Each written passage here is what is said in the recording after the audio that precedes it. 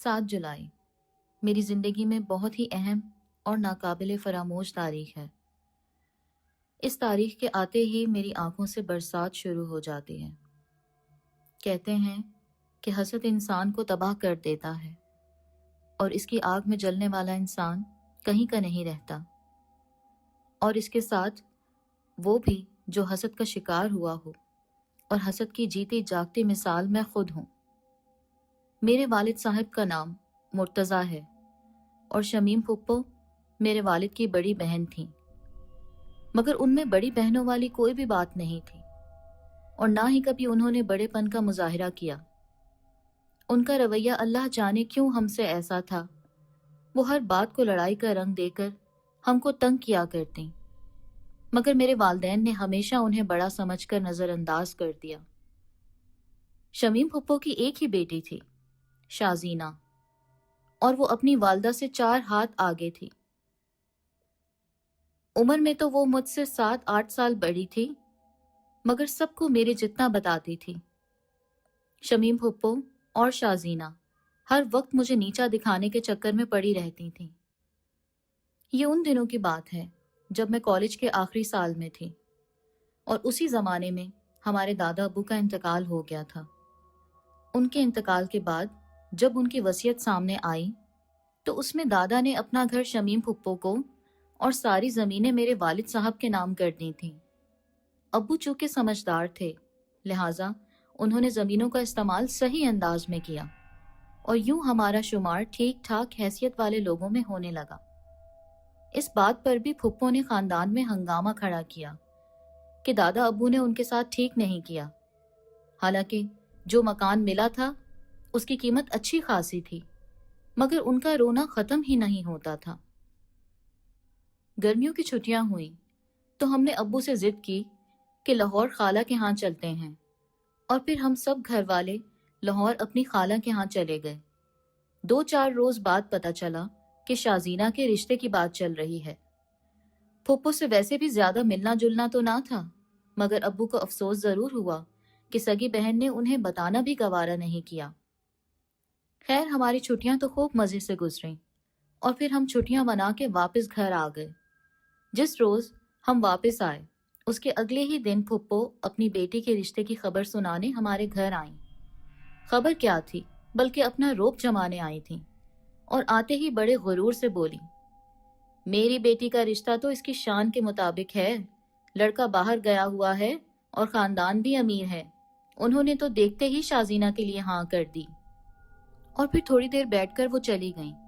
ان کے جانے کے بعد ابو بولے، ارے میں تو بتانا ہی بھول گیا، اتوار کو باسط صاحب کے گھر پارٹی میں جانا ہے، ان کا بیٹا عمیر باہر سے آ رہا ہے۔ باسط انکل ابو کے کافی پرانے دوست تھے، مگر کبھی ہماری ملاقات نہیں ہوئی تھی۔ اتوار کو سب جانے کی تیاری کر رہے تھے۔ میں بھی اپنی الماری کھول کر کپڑے دیکھنے لگی کہ کیا پہنوں۔ پھر میری نظر اپنے پسندیدہ بلیک سوٹ پر ٹھہر گئی، اور میں نے وہ نکالا اور تیار ہونے لگی۔ جب تیار ہو کر میں نیچے آئی تو میری چھوٹی بہن ندا مجھے دیکھ کر بولی، ماشاء اللہ، آپ تو اس بلیک سوٹ میں قیامت لگ رہی ہیں۔ بس چپ کرو تم، زیادہ بولنا ٹھیک نہیں، چلو دیر ہو رہی ہے۔ پارٹی میں پہنچ کر ہماری ملاقات پہلی دفعہ باسط انکل اور ان کی فیملی سے ہوئی۔ بہت ہی خوش اخلاق لوگ تھے۔ باسط انکل، ان کی بیگم، چھوٹا بیٹا جواد بھی پڑھ رہا تھا، اور بڑے بیٹے عمیر، جس کے آنے کی خوشی میں پارٹی تھی۔ پارٹی بہت شاندار تھی، کیونکہ باسط انکل کو روپے پیسے کی کوئی کمی نہ تھی۔ ان کا کنسٹرکشن کا بہت بڑا بزنس تھا، جو کہ کافی بڑے پیمانے پر پھیلا ہوا تھا۔ پارٹی میں نے محسوس کیا کہ عمیر کا جھکاؤ میری طرف زیادہ ہی ہو رہا تھا۔ اس روز پارٹی میں کافی مزہ بھی آیا۔ کچھ دنوں بعد میرے امتحان بھی ختم ہو گئے، تو ہم دوستوں نے ٹائم پاس کرنے کے لیے مختلف کورسز کرنے شروع کر دیے۔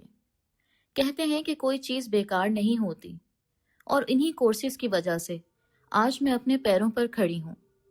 خیر، میں روز سینٹر جاتی اور شام تک واپسی ہوتی تھی۔ ایک روز میں واپس آئی تو باسط انکل اور ان کی بیگم آئے ہوئے تھے۔ میں اپنی چیزیں رکھ کر ان کے پاس چلی گئی، اور پھر ادھر ادھر کی باتیں ہونے لگیں۔ جب وہ چلے گئے تو معلوم ہوا کہ وہ میرے لیے عمیر کا رشتہ لے کر آئے تھے، اور پھر ابو اور باسط انکل نے رشتہ طے کر کے دوستی کو رشتہ داری میں بدل دیا، اور پورے خاندان اور دوستوں میں مٹھائیاں بھیجی گئیں۔ اس بات کے اگلے ہی دن شمیم پھپھو پھر ہمارے گھر آئیں اور ایک ہنگامہ کھڑا کر دیا اور چیخنے لگیں۔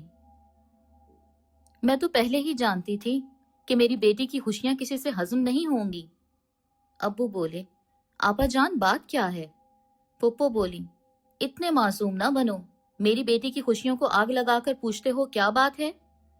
اب تو ابو بھی غصے میں آ گئے اور بولے، صاف صاف بتائیں کیا ہوا ہے؟ تو شمیم پھپھو بولی، جو رشتہ شازینہ سے طے ہو چکا تھا اس کو توڑ کر تم نے اپنی بیٹی حیا کا رشتہ طے کر دیا۔ یہ سن کر ابو سکتے میں آ گئے۔ پھر رک کر انہوں نے باسط انکل کو فون کر کے بلایا تو وہ فوراً اپنی بیگم کے ساتھ آ گئے۔ ان کے ساتھ ایک خاتون بھی تھیں۔ انہیں دیکھ کر پھپھو چونک گئی۔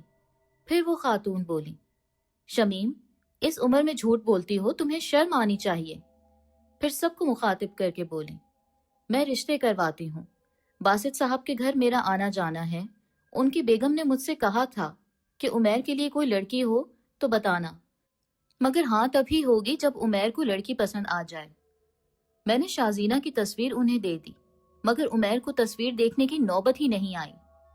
پارٹی میں عمیر کو حیا پسند آ گئی اور وہ تصویر جوں کی توں واپس آ گئی۔ یہ سن کر پھپھو ایک منٹ بھی نہ رکی اور فوراً ہمارے گھر سے چلی گئیں۔ 1 مہینے بعد کی شادی کی 7 تاریخ طے ہو گئی اور گھر میں تیاریاں شروع ہو گئیں۔ شادی سے چند روز پہلے اچانک شمیم پھپھو اور شازینہ اپنا سامان لے کر ہمارے گھر آ گئیں۔ ابو سمجھے پھر کوئی تماشا ہوگا، مگر اس کے برعکس بات کچھ اور نکلی۔ پھپھو روتے ہوئے ابو سے بولی، میں بہت شرمندہ ہوں اپنے کیے پر۔ اس روز جو ہوا غلط فہمی کی وجہ سے ہوا تھا، مجھے معاف کر دو۔ ابو بولے، نہیں آبا، مجھے آپ سے کوئی شکایت نہیں ہے، اور بات ختم ہو گئی، کم از کم میرے گھر والوں کے لیے بات ختم ہو گئی تھی۔ مگر یہ تو ایک نہ تھمنے والے طوفان کی ابتدا تھی۔ اس کے بعد سے شازینہ کا رویہ ہی بدل گیا تھا اور وہ میرے قریب رہنے لگی تھی، بلکہ اس نے تو مجھ سے معافی بھی مانگ لی تھی۔ پھر شادی کا دن بھی آن پہنچا۔ اس روز دوپہر کو میں نہا کر اپنے کمرے میں آرام کر رہی تھی کہ میری آنکھ لگ گئی اور نیند میں مجھے لگا کہ کوئی میرے اوپر جھکا ہوا ہے۔ پھر تھوڑی دیر بعد میری آنکھ کھل گئی، مگر کمرہ خالی تھا۔ میری شادی کا جوڑا بہت ہی خوبصورت تھا، گہرے سرخ رنگ کا، اور اس پر زری سے ہاتھ کا کام کیا گیا تھا۔ جب میں دلہن بن کر سب کے سامنے آئی تو سب میری بلائیں لینے لگے۔ عمیر کے گھر والوں نے شادی پر دل کھول کر ارمان نکالے اور اتنا خرچہ کیا کہ باہر کے لوگ بھی ایک دوسرے سے ذکر کرنے لگے، اور یہاں بھی پھپھو اور شازینہ دل ہی دل میں جل رہی تھیں، مگر ظاہر نہیں کیا۔ شادی کے بعد جب میں اپنے گھر آئی تو شازینہ نے مجھ سے کہا، حیا، کیا میں تمہارے چند سوٹ لے سکتی ہوں؟ یہ مجھے بہت پسند ہیں اور اب تو تم انہیں پہنو گی بھی نہیں۔ میں نے کہا، اس میں پوچھنے کی کیا بات ہے، میں بہن ہوں تمہاری۔ اور وہ مسکرانے لگی، اور یوں میں نے خود اپنے پیروں پر کلہاڑی دے ماری۔ مجھے کیا معلوم تھا کہ وہ کس ارادے سے میرے کپڑے مانگ رہی تھی۔ شادی کے بعد چند مہینے تو اچھے گزرے، لیکن اس کے بعد پہلا جھٹکا ہمیں میرے سسر کی موت کا لگا۔ اس رات کے کھانے پر وہ بالکل ٹھیک تھے، مگر رات کو اچانک وہ زور سے چیخنے لگے اور اپنا دل پکڑ کر کہنے لگے، وہ میرا دل بھینچ رہا ہے۔ وہ درد سے تڑپتے رہے اور پھر صبح کے وقت وہ اس دنیا سے رخصت ہو گئے۔ ڈاکٹروں کے مطابق ان کا دل اچانک بند ہو گیا تھا۔ معاملہ کیا تھا کسی کو بھی معلوم نہ ہو سکا۔ جہاں ہم ان کی اچانک موت سے بے حال تھے، اس کے ساتھ اس کا اثر سیدھا بزنس پر پڑا، کیونکہ عمیر تو ابھی باہر سے پڑھ کر آئے تھے اور انہوں نے بزنس جوائن بھی نہیں کیا تھا، اور راہیل، وہ تو ابھی پڑھ ہی رہا تھا۔ عمیر کی کوششوں کے باوجود نقصان پر نقصان ہونے لگا۔ ساتھ ہی شاطر کاروباری حریف، جو کہ شاید اسی دن کی طاق میں تھے، ان کے حربوں سے آدھا بزنس ہمارے ہاتھوں سے نکل گیا، اور جو کچھ بچا تھا اسے عمیر کسی طرح دیکھ رہے تھے۔ ابھی میرے سسر کے انتقال کو سال بھی نہ گزرا تھا کہ ایک روز میری ساس نہانے غسل خانے میں گئیں اور کافی دیر کے بعد بھی جب باہر نہ آئیں تو میں نے آوازیں دیں، مگر اندر سے کوئی جواب نہیں آیا۔ میں نے دروازے کو زور سے پیٹا اور کھولنے کی کوشش کی، مگر وہ اندر سے لاک تھا۔ پھر پڑوسیوں کی مدد سے دروازہ توڑا گیا اور میں اندر گئی تو دیکھا میری ساس دیوار کے سہارے بیٹھی تھیں اور ان کے بال نل میں الجھے ہوئے تھے اور انہوں نے دونوں ہاتھوں سے اپنا گلا دبایا ہوا تھا۔ انگلیاں جیسے گلے میں پیوست تھیں اور دونوں آنکھیں باہر کو ابلی پڑی تھیں۔ یہ سب دیکھ کر میں بے ہوش ہو گئی۔ مجھے جب ہوش آیا تو گھر کی فضا عجیب تھی، سب ایک دوسرے کے چہرے تک رہے تھے۔ ایک سال میں یہ دوسرا جھٹکا تھا ہمارے لیے۔ ادھر بزنس میں بھی یکے بعد دیگرے نقصان ہوتا جا رہا تھا۔ ابھی ہم سنبھلے بھی نہ تھے کہ چند دن بعد ایک اور جھٹکا ہمارے لیے تیار تھا۔ عمیر نے ایک بہت بڑی بلڈنگ کی کنسٹرکشن کروائی تھی اور اسے بنے ایک ہفتہ بھی نہیں ہوا کہ وہ پوری کی پوری بلڈنگ زمین بوس ہو گئی۔ عمیر کو تو ہوش ہی نہ تھا، کیونکہ انہوں نے پوری ذمہ داری سے اپنا کام کیا تھا۔ ان کے سارے انجینئرز اور ورکرز بھی حیران تھے، مگر اس حادثے کے بعد ہمارا رہا سہا بزنس بھی بیٹھ گیا اور ہم سڑکوں پر آ گئے۔ اس مشکل وقت میں عمیر کے دوستوں نے ہمارا بڑا ساتھ دیا اور کسی نہ کسی طرح راحیل کو ملک سے باہر بھجوا دیا، اور اس لیے وہ شاید بچ بھی گیا کیونکہ وہ یہاں نہ تھا۔ اس سارے معاملے میں ہمارا گھر بھی بک گیا۔ گھر کی رقم میں سے تھوڑی راحیل کے باہر جانے میں لگی، کچھ رقم لوگوں کی پیمنٹ میں گئی اور تھوڑی جو باقی بچی اس کا ایڈوانس دے کر ہم نے ایک چھوٹا سا فلیٹ کرائے پر لے لیا۔ اس دور میں عمیر نے میرے میکے والوں کی مدد لینے سے صاف انکار کر دیا۔ ادھر شمیم پھپھو نے شازینہ کی شادی ایک بہت بڑے بزنس مین سے طے کر دی اور لوگوں سے کہنے لگیں، اچھا ہوا کہ اس جگہ شازینہ کا رشتہ نہ ہوا، ورنہ آج حیا کی جگہ میری شازینہ ہوتی۔ مگر ہم نے نظر انداز کر دیا۔ شادی کا کارڈ دیکھ کر عمیر چونک کر بولے، اس آدمی کی شہرت ٹھیک نہیں ہے، تمہاری پھپھو بہت بڑی غلطی کرنے جا رہی ہیں۔ اور جب یہ بات پھپھو اور شازینہ کو بتائی تو وہ بولی، ہمیں معلوم ہے، کوئی فرق نہیں پڑتا۔ اور چند روز بعد شازینہ کی شادی ہو گئی، لیکن عمیر اور میں اس شادی میں نہ گئے۔ اللہ اللہ کر کے اب دن خیریت سے گزر رہے تھے۔ عمیر کی تعلیم کی وجہ سے ایک ملٹی نیشنل کمپنی میں انہیں جاب مل گئی۔ ہم ابھی اپنے اس گھر میں سیٹ بھی نہ ہو پائے تھے کہ یہاں بھی عجیب و غریب واقعات ہونے لگے۔ ایک دن میں اور عمیر جب کھانا کھانے بیٹھے تو ایک دم لائٹ چلی گئی۔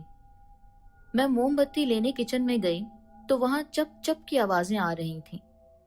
میں نے جلدی سے موم بتی جلائی تو دیکھا دودھ کا برتن زمین پر الٹا ہوا ہے اور ایک کالا بلہ دودھ چاٹ رہا ہے۔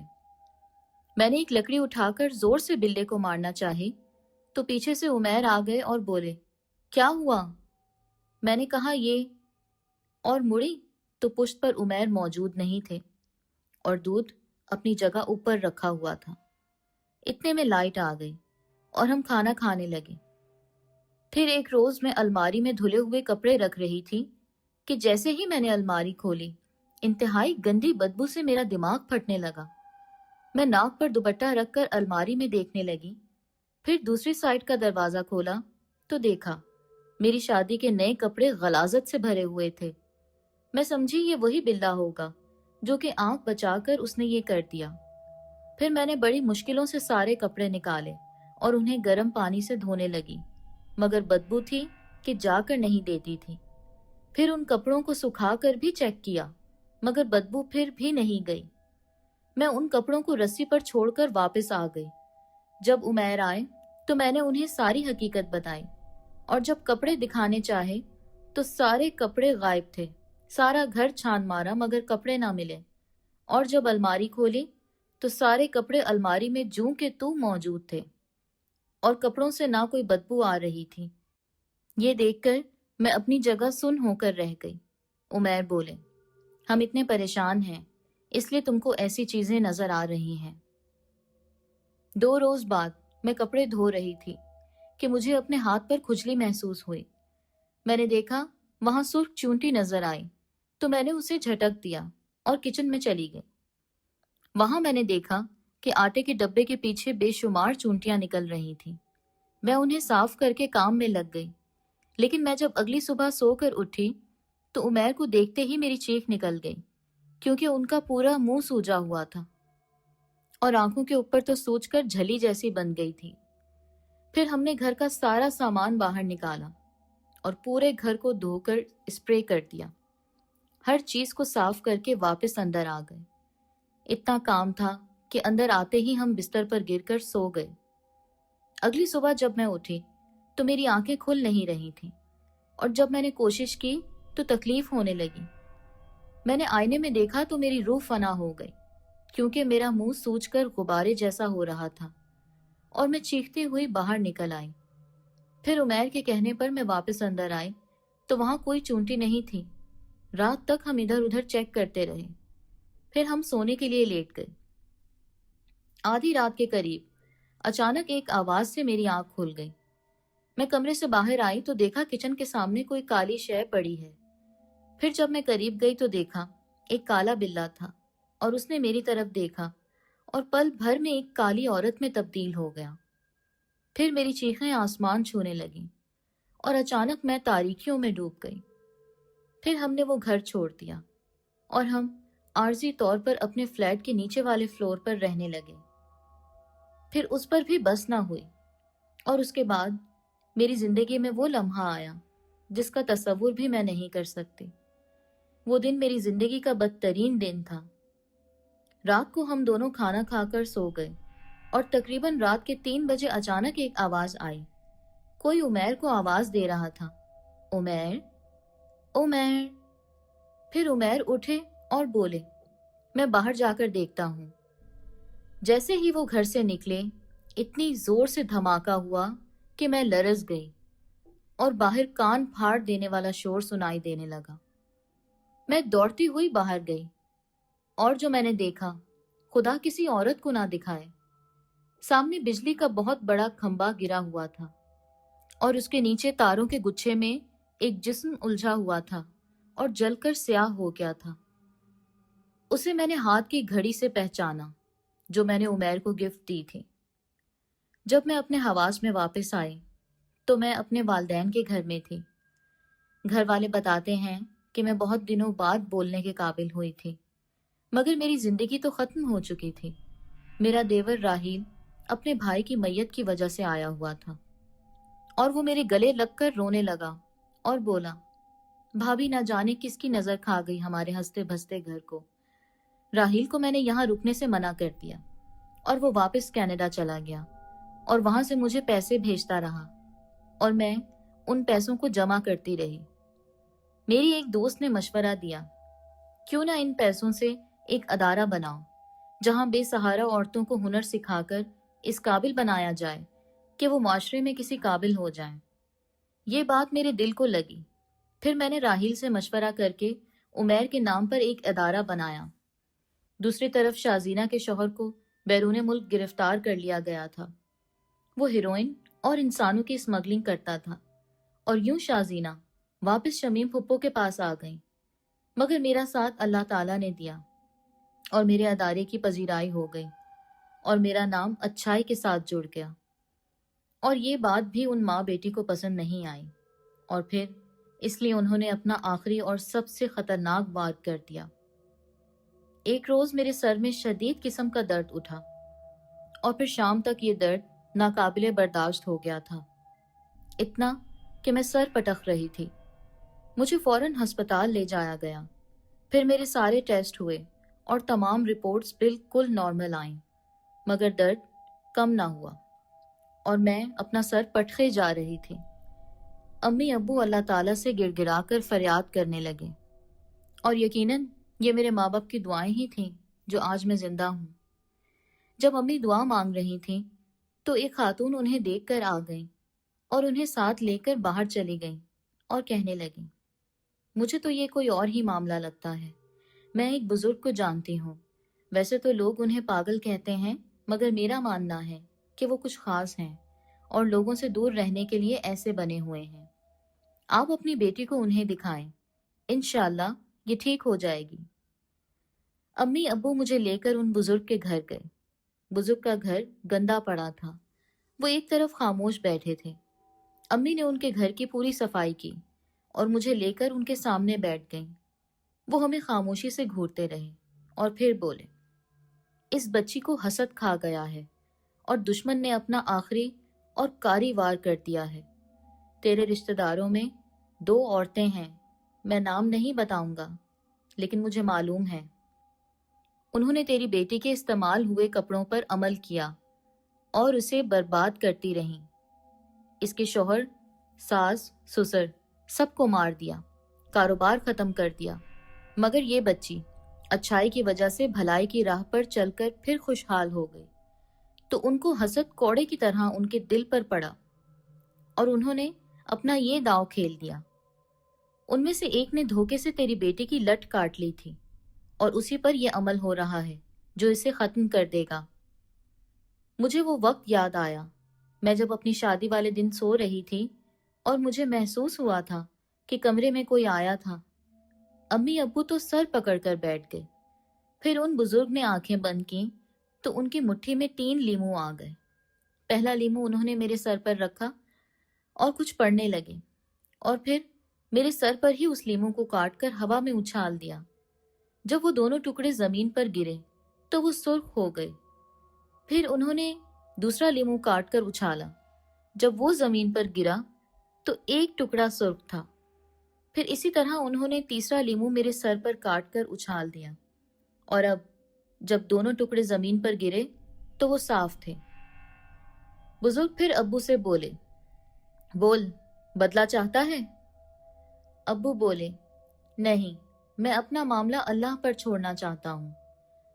تو وہ بزرگ مسکرا کر خاموش ہو گئے اور اپنی آنکھیں بند کر لیں، اور میرے سر کا درد یوں غائب ہو گیا کہ جیسے کبھی تھا ہی نہیں۔ اس کے بعد ان بزرگ نے کوئی جواب نہیں دیا اور ہمیں واپسی کا اشارہ دیا تو ہم اٹھ کر آ گئے۔ کچھ روز بعد ہی پھپھو اور ان کی بیٹی کو اپنے کیے کی سزا مل گئی۔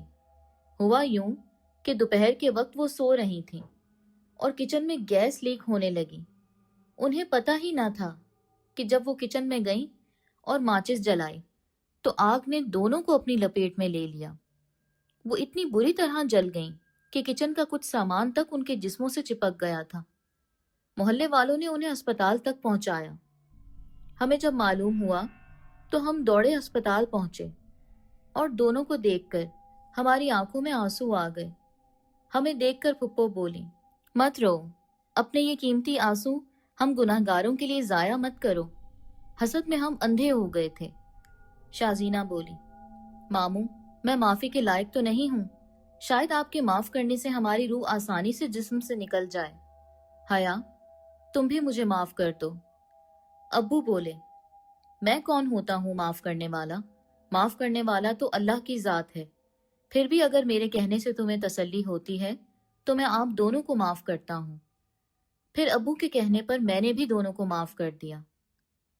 شام تک دونوں کا انتقال ہو گیا۔ ان کا کیا ان کے سامنے آ گیا تھا، لیکن میری زندگی تو ختم ہو گئی تھی، جو چاہ کر بھی واپس نہیں آ سکتی تھی۔